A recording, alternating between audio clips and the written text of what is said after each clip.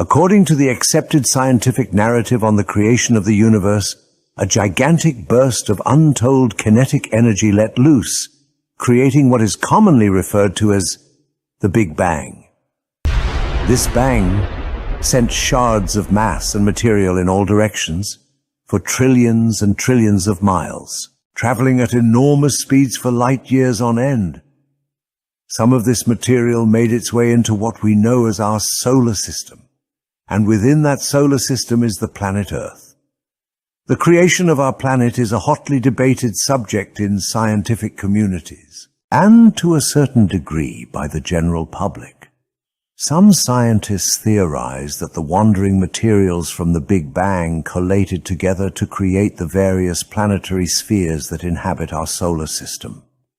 Others have some rather far-fetched opinions that the planets within our solar system were brought here and placed in position by some as yet unknown all-powerful beings from elsewhere in the universe.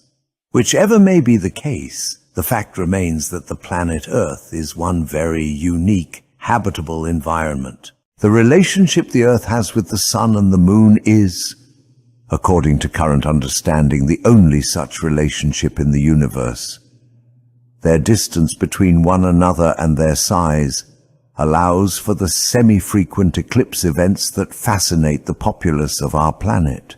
The Moon's rotating mass affects the tidal flow, the weather and the seasons. The Sun, of course, provides us with the very vital warmth we need to survive as humans. The Earth has many continents on its surface, but our focus is going to be on the southern portion of the planet, and more specifically on the continent of Antarctica. There does seem to be some misunderstandings by a portion of the population regarding the North and the South poles. In very simple terms, in the northern portion of the hemisphere, you have reindeer, polar bears, and of course, Santa Claus. In the southern hemisphere, you have seals, and penguins, and those pesky humans. The continent of Antarctica is a vast expanse of snow-covered tundra that is nearly twice the size of the United States. Explorers and researchers have been traveling way down under for decades, trying to unravel the secrets and mysteries of this forbidding place. Theories abound as to how this frozen, desolate continent came into being. One of the accepted theories by many geologists is that the continents on our planet were at one time in a much different configuration, and the continent of Antarctica was much further north and was not only habitable but most likely had a tropical climate, and people lived there and thrived. This theory is quite difficult to substantiate, because any archaeological work or research work in general has to be conducted in less than ideal conditions. The average temperature is well below freezing, and that's on a nice day. Bone-chilling cold and wind-swept snowstorms make much of the continent a very, very hard place to conduct research. But with the advent of more modern equipment and the ability to observe the landmass via satellite imaging technologies, all sorts of amazing discoveries have been made. Discoveries like man-made structures far beneath the ice and the exposure of pyramidal anomalies dot the landscape. The Peri-Reyes map is an odd and amazing old map that shows a continent that had not yet been discovered by Western civilizations.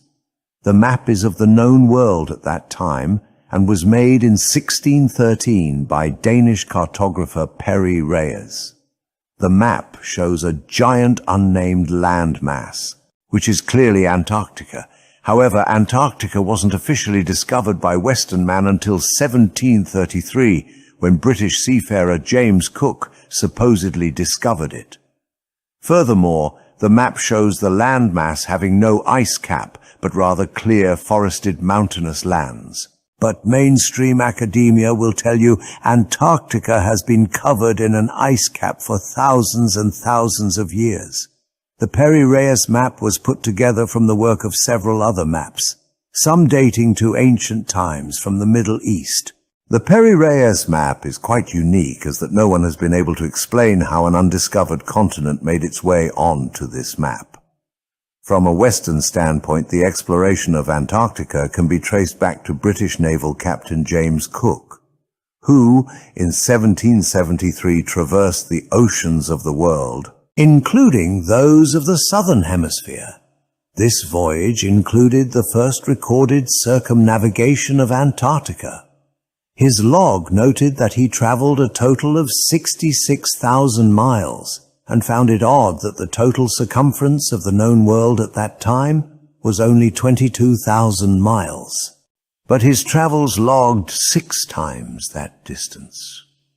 These observations are credited as the origins of the ice wall theory that still propagates today. Some do believe that the Earth is flat. In the early part of the 20th century, mankind was continuing its quest for knowledge and adventure. And in the United States, one of these adventurous souls was a naval officer named William Byrd. He embarked on an expedition of the southern expanse, including Antarctica. By the 1930s, Germany had a new government in place, and their leader was quite keen on expanding his empire, and he thought what better way to do that than to snatch up Antarctica for the fatherland. He had his eye on the whole continent and sent ships and submarines down there to grab all they could. Some theories hold that Germany's real reason for wanting a foothold in Antarctica was to build secret hidden bases for their submarine fleet. Others say it was because they had an alliance with aliens who were providing them with advanced technical knowledge to help them win the war they started in 1938. Whatever their motivation was, they did travel to Antarctica and built what some might consider a complex. But the logistical nightmare of transporting building materials to Antarctica is no simple walk in the park. But maybe they had help along the way. In 1947, the U.S. military conducted Operation High Jump in an attempt to establish a semi-permanent base for the U.S. military in Antarctica. To say the overall conditions were rough would be an understatement. The troops involved worked in freezing Arctic conditions to build adequate shelters. But build it they did, and remnants of that first settlement can still be found today. There was a lot of planning involved. The chow was first-rate, and the men were glad to have it. In conditions like this, just getting around is very dangerous, but the sled dogs seem to cope with it just fine. Flagship flashes word by radio to the carrier Philippine Sea. Base ready, weather suitable. On the carrier, 6 planes, triple-checked, are ready for their moment of destiny. Admiral Byrd has given the pilots a final briefing. Everything depends on split-second timing. No 3,000-foot runway here. Only a scant 300 feet. Jet propulsion is their reliance. Crewmen attach jet containers, 4 to a plane. These JATO bottles are packed with flaming power. In the critical 10 seconds at takeoff, they give the kick-up of 2 added engines.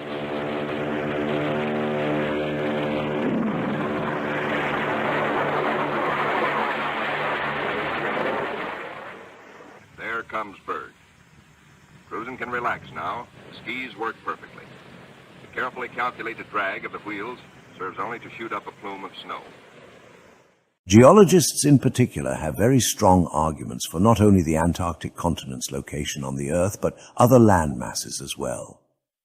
One theory that has gained a lot of momentum of late is that of the Younger Dryas occurrence, whereby a large meteor or asteroid struck the Earth and created the last ice age.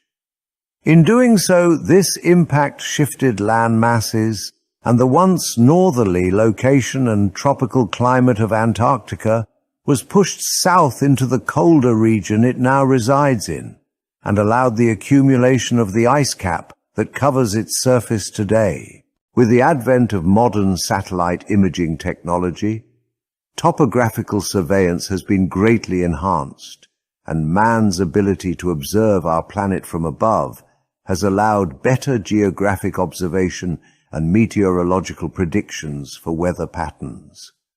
The military hasn't been shut out either. from being able to keep an eye on their adversaries. Another area of vast improvement for this type of technology is in the fields of archaeology and geography. Both archaeologists and geologists have been able to look through the clouds and see what lies beneath, and some of these discoveries have been utterly fascinating. Flyovers of Antarctica have revealed as yet unknown structural features hidden beneath the ice. Even Google Maps allows the observation by anyone of Antarctic regions previously unavailable without massive effort and permission from the cabal of governors. These kinds of observations have brought to the forefront a profound question. If, as current theories indicate, the Antarctic continent was once further north and was inhabited, then what of the previous occupants of that area and their accomplishments? Was this area inhabited only by animals, or was there a vast population that built incredible structures like those found elsewhere on the planet? With this new satellite imaging technology, scientists have been given great insights into what lies beneath the ice, and what they're finding is far more than just old bones from extinct mammals. What they're finding are very large structures and layouts similar to what might be found in a modern city. More research is needed, but this new evidence is quite encouraging. As stated earlier, the advent of modern technologies has brought forth new discoveries on the Antarctic continent, and none are more intriguing than the exposure of pyramidal structures scattered across the continent. Some claim that these are merely sections of mountain ranges and require no further research. If that be the case, then why are there no other strictly pyramidal mountains found anywhere else on the planet? If one is to look at the Alps, or the Himalayas, or the Sierra Nevada, no such pyramidal peaks are found in these mountain ranges. There are, however, other pyramids on the planet, and they are all located in areas where a once thriving advanced civilization existed, and then they just up and disappeared from the face of the earth. I think it is highly unlikely that all of these ancient civilizations decided to close up shop at the same time. I believe other forces were at play.